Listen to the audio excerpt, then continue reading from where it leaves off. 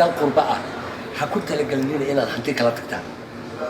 qof kasta wuxuu leeyahay sharci baan ka qaadanayaa sharcigu waa bakhtiyaa nasiib haddii lagu cusuriyeeyo iyo haddaan la cusuriyeyn horta waa bakhtiyaa nasiib laakiin cusuriyeynta u badan axmed maxamed ciid oo ka mid a odayaasha waxgaradka magaalada Bayern Munchen ee dalka Jarmalka ayaa waraysi gaar u siiyey telefishinka caalamiga ee MMTV waxa uu ka hadlay xaalad guud ee Soomaalida ee dalka Jarmalka iyo sidoo kale muddadii uu joogay caqabadaha uu kala kulmay dalkan Jarmalka waxaanu baaq u diray jaaliyadda guud ee Soomaalida ugu baaqay sidii dhalinyarada loogu wacyigelin lahaa balwadaha halista ah dhibaatooyin badan baan kala kulmay qaxootinimada ugu weyn si macnaha dalkii bal dadkan inaan la qabsado qaxootinimada aan kula qabsado waddankan aan wax ka faa'iideysto balse waa ii suurtoobi weyday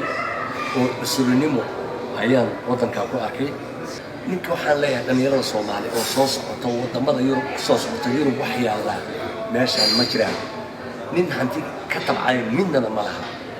dhalinyaro waxaan idin sheegayaa dalkiina hooyo dal idinka ka fiican ma jiro dadkiina idinkoo dhex jooga Soomaaliyadiina hantina ka tabcan ka dhaan waxna ka tabcan ka dhaan laakiin dal qurba ah ha ku talagalnina inaad hanti kala tagtaan qof kasta wuxuu leeyahay sharci baan ka qaadanayaa sharcigu waa bakhtiyaa nasiib haddii lagu cusuriyeeyo iyo haddaan la cusuriyeyn horta waa bakhtiyaa nasiib laakiin cusuriyeynta u badan uga dardaarwelinaya dhalinyarada Soomaaliyeed oo maanta Soomaaliya ku sugan ama kuwa halkan Yurub ku sugan kuwa Yurub ku suganna waxaan kala dardaarmayaa walaalayaal hays dhibaateynina waddanka idinku ma leeyihiin qaxooti baad ku timaadeen ha u malaynina inaad la mid tihiin dadka deegaanka ah oo waddanka iska leh ha iska dhiginina taa kaa laydinku hayaa ishaana laydinku hayaa wax allaaliya waxaad samaynaysaa walaalayaal waxaa weeye ka digtoonaada dalkana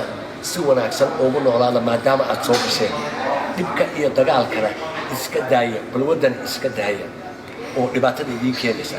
walaalayaal waxaa weeye marka dadka dhalinyarada kala Soomaaliyeed oo soo socoto u soo hanqal taagaysa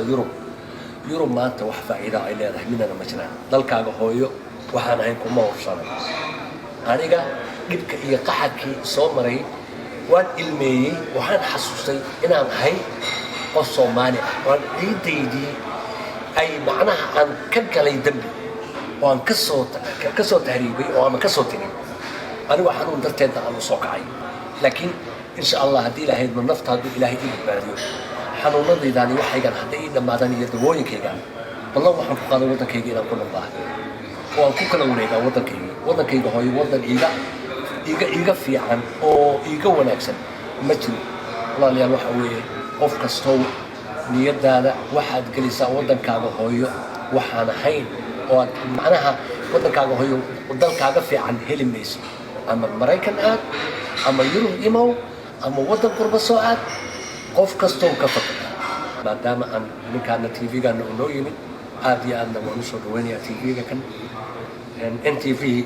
jaaliyadaha waxaan ugu baaqayaa sababtay tahay dhalinyarada maanta meeshaan jaaliyad baa u joogtaa sababto ay tahay jaaliyadana ka masuula jaaliyaddu dhalinyarada waa inay wacdi gelisaa horta koo waa inay iskugu yeedhaa waa inay wacyi gelisaa waa inay balwadda wixii balwad ku jiraan ay ka reebaan oo ay ka waanageliyaan kii ka hari waayana haddee isagay u taallaa oo dhibka isagaas u geystay laakiin jaaliyaduhu ha ka doodaan iyagoo guruubaa gobol kastaba jaaliyad buu leeyahay jaaliyaduhu waa inay iskaashadaan waa in la wacdigeliyaa dhalinyarada la wacdigeliyaa waa inta laga qabtaa dhibaatooyinka dagaalka waa laga qabtaa dadkiina waa in wax sababtay tahay qofku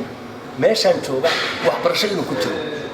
oo awf bilkan dhiganayo oo waxbarasho ku jiro iyo inuu shaqaysanayo labadaa midkood